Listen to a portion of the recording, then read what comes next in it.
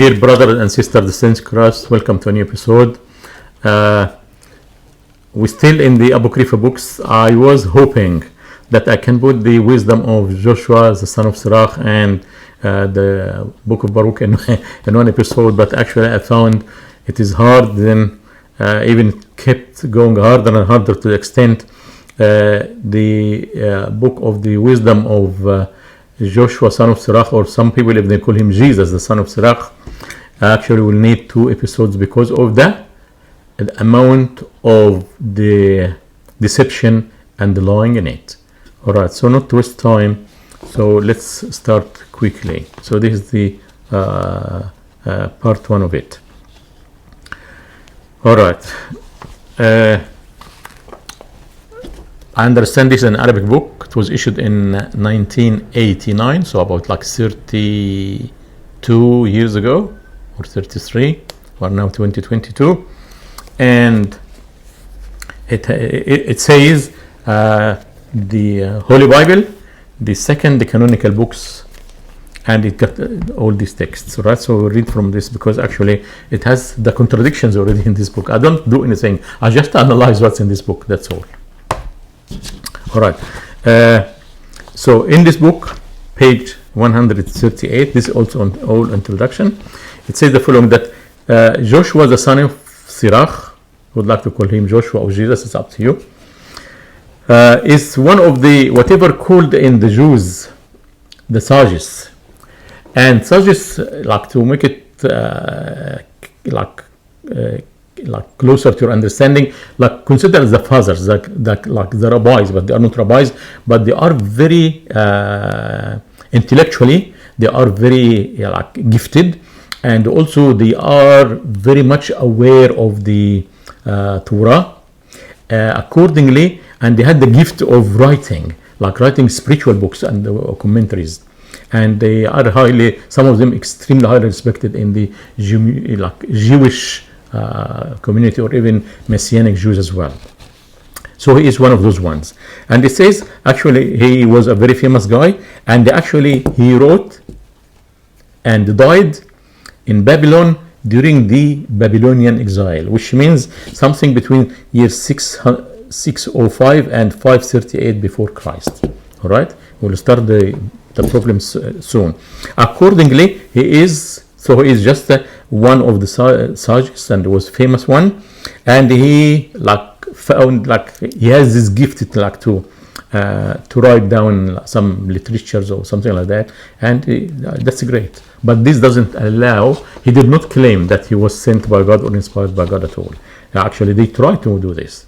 I mean, the Orthodox and the Catholic, but he did not claim that he's a prophet or anything like that. And even the Jews, they call him a sage. Sages, that's it. They don't call him anything other than that. All right. So this is about the author or the writer. Number 2, second point, the language and the history of when this book was written. Now we will come now to the rubbish, all the lies. Again, in the same book, introduction, page 138, 139, they say the following. They say most of the highly profiled researchers said this book was written in Hebrew. I understand why they try to lie and say in Hebrew, because they consider if it is in Hebrew, it will be accepted. By the way, it is not accepted by the Jews or the Messianic Jews at all. Never been accepted as an inspired book. It is not in the Jewish canonical books at all. But anyway, they say it was written in the time of Ptolemy III, not the second. Ptolemy II is the person where the Septuagint translation took place. This is the one after him. All right, it's called Ptolemy III, or sometimes they call him Orgetes the first, and from 246 before Christ to 221 before Christ.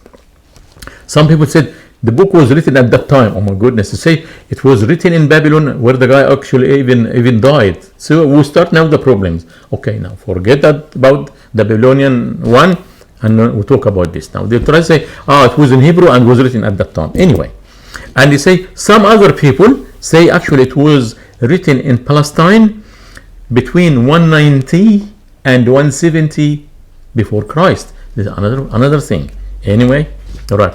Now they continue in the translation and say, in the introduction, say, and the book was translated into Greek by the grandson of the author.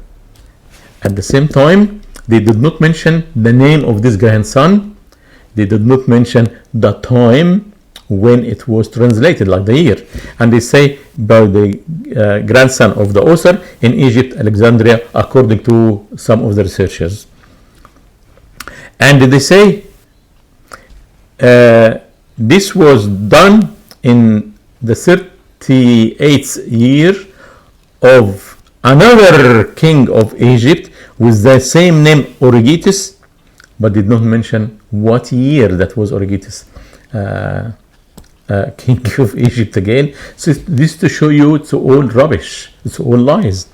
And this is for the benefit of the Jews that actually residing in Egypt at that time.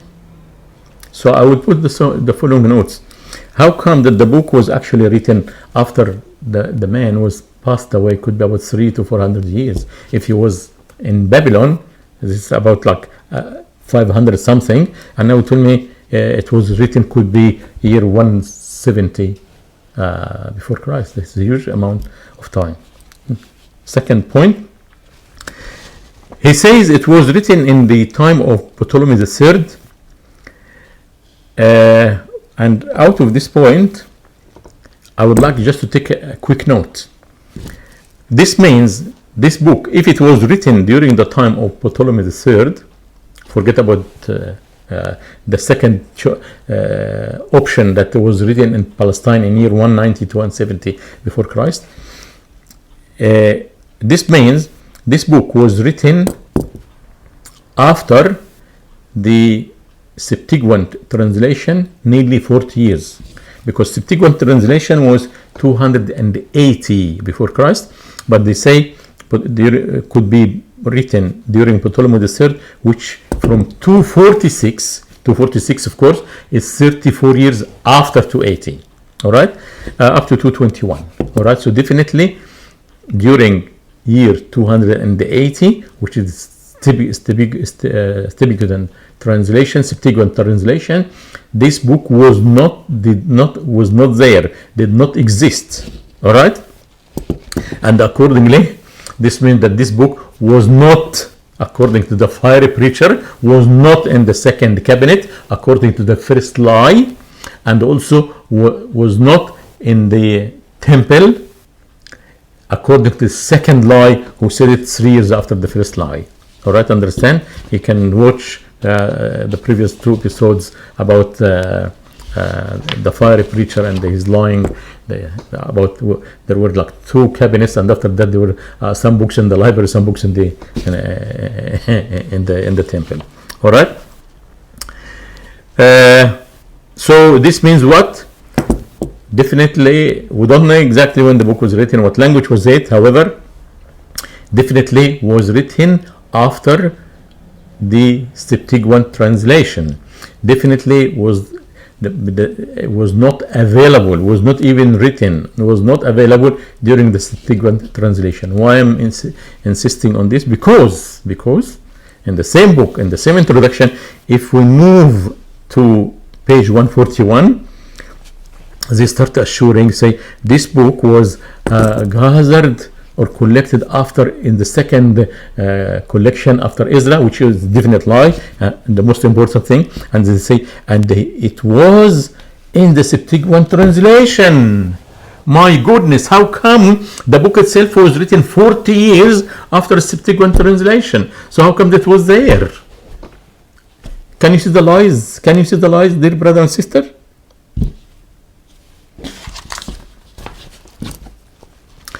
So exactly like the fiery preacher, when he was asked the question and he lied and said there were 2 cabinets and 1 cabinet was forgotten, and 3 years later, was asked the same question. He answered differently. I said some books were in the library, some books were in the temple. Exactly the same thing. In page 139, they say it was written in anything between year 246 and 221, which is different after the Septuagint, and like 2-3 pages later began to say the book was actually in the Septuagint translation, exactly like what you understand what I'm saying. Like two pages later they start lying, but they didn't realize it, by the way. All right, now we come to more troubles. Now they say to prove that these books are considered canonical, they said it is mentioned as canonical books, of course, in the apostolic canons. It's in Arabic, but I've shown this to you before, but I'll show it again. But translated, you don't need like so much like. Anyway, look at this one. This is the canonical books, the apostolic canons by Father Athanasius of St. Macarius, page 155. It says, item 1 mentioned what books, item 1 and 2, the books of the Old Testament. They mentioned everything that we have in our hands except the book of Esther. Don't worry about words now. And after that, on item 3, if you can see item 3, it says, and the following books. So now we finished the canonical ones. In item 1 and 2, he said these books should be considered as what, like appreciated and considered as pure books and considered as highly regarded books. And he mentioned the books of the Old Testament, exactly what we have except the book of Esther. All right. Now, number 3. However, the following books are for your children to teach them, like you tell them a story before bed. Wisdom of Solomon, Judith, 3 books of Maccabees, and the wisdom of Joshua, son of Sirach. So this means what? They lying again. They say it is in the canons, but actually it is in the canons as not canonical books. Also, in the same book, in the same introduction, page 142, they say, and also Saint Athanasius quoted from them.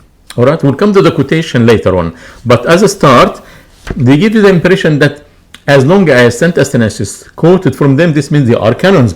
But actually, if we go to the Paschal letter, number 39 of Saint Athanasius, let's read this together. He mentioned the books of the Old and the New Testament, mentioned them by name. All right, and after that, in item 7, as you can read, he says the following: but for greater exactness, I add this also, writing of necessity. This means that there was an issue, and he would like to assure this, to resolve this issue, that there are other books besides these not indeed included in the canon. So what is it? Not included in the canon, but appointed by the fathers to be read by those who newly join us and who wish to for instructions in the word of the godliness. So it is not in the canons. What are they? The wisdom of Solomon, the wisdom of Sirach. So the wisdom of Sirach is not in the canons. So they lying again. Next one. In the same one, they say also that Saint Cyril of Jerusalem, which I presented before, also quoted from them. And again, they would like, if they quote this means he considers as canon. Again, it's a story in Arabic. Anyway, I'll put the page just on the screen if you would like someone can understand. He mentioned all the books of the Old Testament. This book is not there. Only out of the non-canonical books, he mentions also only the book of Baruch. But wisdom of Sirach is not there. So they are lying. Okay. Now, so this is now the fourth one. Fourth one is a disastrous one. Again, in the book, again, introduction, yes, page 141. They try to say that the following many councils appointed or like assured or agreed that this book, Wisdom of Sirach, is a canon book. So what are those ones? Let's read and analyze them. The first one, the first canon, the first council, the Council of Ibon. When? 393. At that time, no Protestant yet, and the church was one church. So this means that as a start, there was a problem. Okay. And after that, they say Carthage the first. What year? 397. Hang on.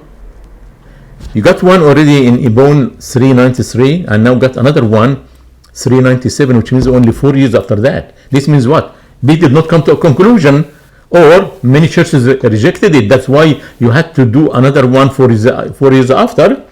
Noting again, no Protestant yet, and the church was still one church. This means some of the churches, some of the fathers, some of the bishops at that time, and the elders, they rejected this book.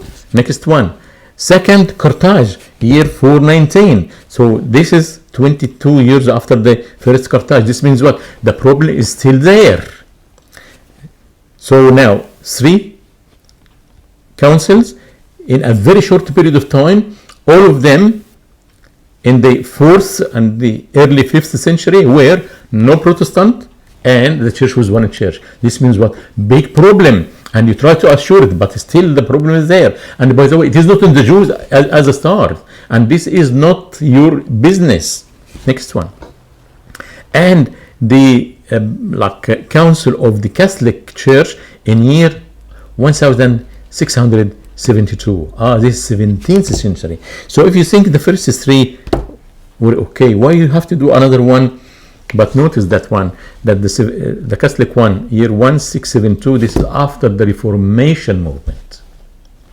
And also the Council of the Jerusalem of the Orthodox Church, which is 10 years after the Catholic one, 1682. And it says, and the others. As a start, too many councils for one issue shows what? There is a problem. Many people do not agree on it. So the issue is a huge, big issue. If you have all these councils, it's a lie, and you try to assure, no, it is not a lie. Sorry, it is a lie. All right? So after all these issues and misconceptions and the contradictions, do you think, dear brother and sister, this is like a true book, a canonical book? Absolutely not. Even they don't know when it is. What is the original? No original. Okay, let's continue. Now we come to the issue which I would like now to smash the idea of if there is something in the New Testament and you consider it as a quotation from an older book. Now I would like to tell me this means that this older book is a canonical or an inspired book. All right? With the grace of God, I'm going to smash this today. Okay. Again, in the introduction, they bring 23 quotations. And they say that this book, Wisdom of Sirach, is the most Apocrypha book that quotations been taken of it into the New Testament. I'll get you 3 out of the 23 to show you actually it is not really a quotation, but still I will take it for their favor, then I will smash this. All right. The first one, they say in the Sirach chapter 2 verse 1, son, when you come to serve to the service of God, hold on righteousness and fear and prepare yourself for tribulation. They say that this one is being quoted by St. Paul in his 2 Timothy epistle, chapter 3, verse 12, says, yes, and all who desire to live godly in Christ Jesus will suffer persecution. Do you reckon actually they are related? I'll give them the privilege that they are related. Although now I'll bring some stuff like will smash this. Second one, those who fear the Lord will not disobey his word, and those love him will keep his ways. Sirach 2:18. All right. Now they consider Jesus himself like quote this, but paraphrase it. Yeah. Jesus answered and said to him, if anyone loves me, he will keep my word, and my Father will love him, and we will come to him and make our home with him. John 14:23. You think they are related? I don't think so, but could be related 10%. Anyway, last one. Sirach 3:20. The greater you are, the more humble yourself in all things, and you shall find grace before God. Okay? Now, they say that St. Paul quote this, let nothing be done through selfish ambition or conceit, but in lowliness of mind, let each esteem others better than himself. Philippi 2:3. Do you reckon they are related? Okay. Now, with the grace of God, I'll smash this. Now, the foundation, they would say, if there is something in the New Testament, and somehow if you can relate it like to an older book, this means the older book is an inspired book. Okay. Number one, to smash this. We've seen in a previous episode, because not to repeat myself, that St. Paul quoted some quotations from the the Greek philosophers, and even some from some poems. Does this mean those poems and those philosophers, their books were inspired? Of course not. So this is smash, but still I have a stronger one. Second thing, Lord Jesus Christ himself quoted some of the, you can say, public proverbs in his teachings. Does this mean that those public quotations, public proverbs are inspired as well? Because Jesus himself quoted from them. Let's take some of these. Number A, it is easier for a camel to go through the eye of a needle. You remember? Lord Jesus said that. Here the proverb finished, than for a rich man to enter into the kingdom of God. See, that was a saying, a public saying.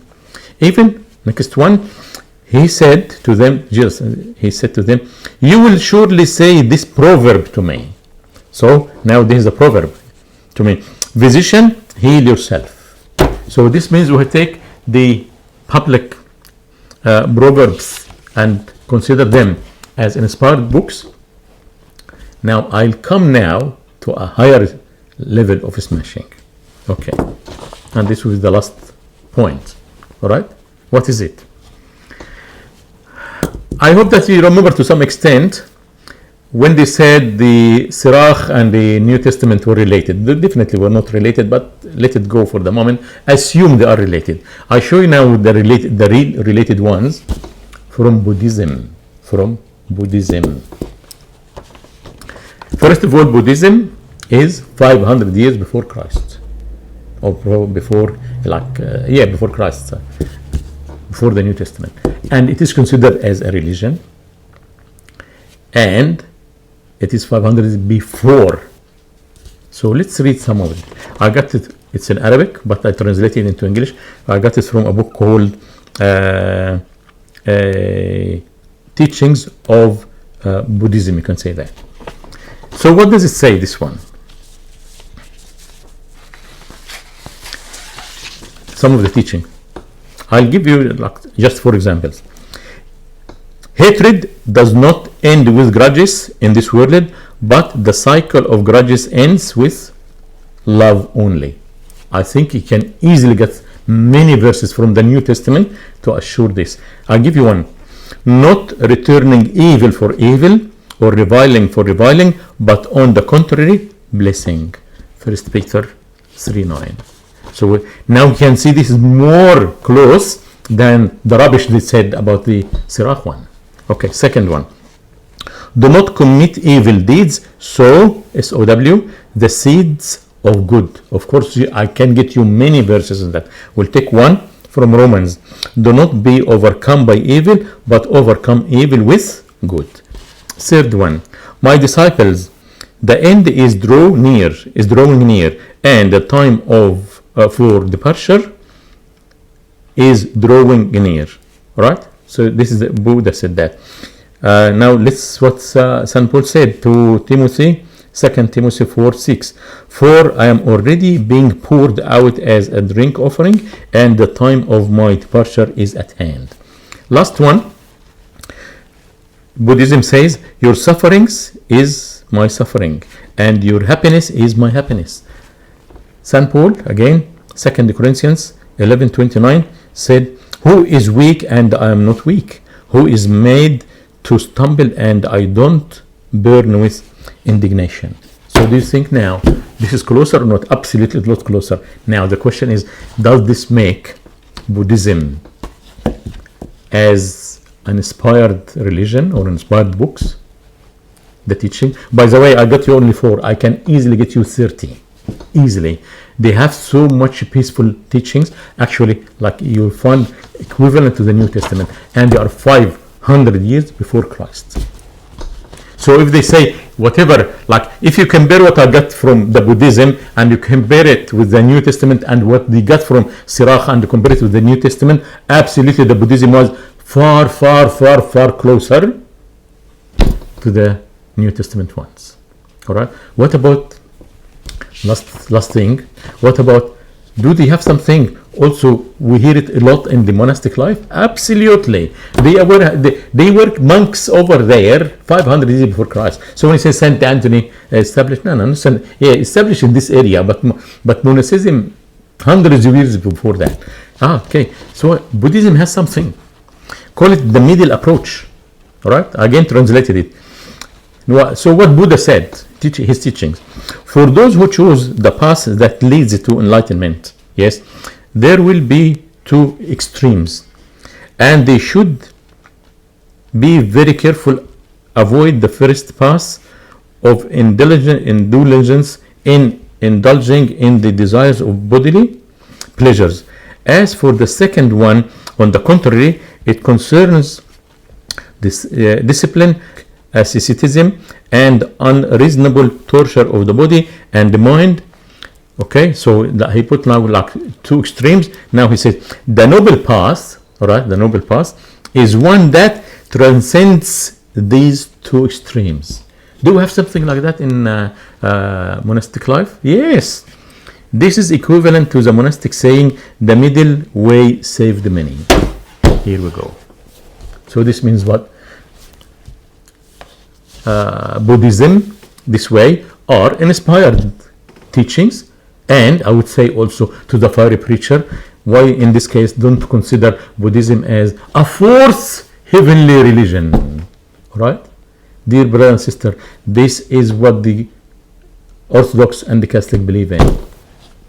I wish that with the grace of God, I smashed. So when they tell you something in the Old Testament was quoted from a previous book, this means this book inspired, tell them Buddhism has plenty of teachings actually equivalent exactly to some of the teachings of the New Testament. All right. If you haven't subscribed to the channel, please do. Give a like to the video if you think it's worth it. Share it with others. And unless the Lord comes, we'll meet again another episode. May the Lord bless you all. Salam al-Masih.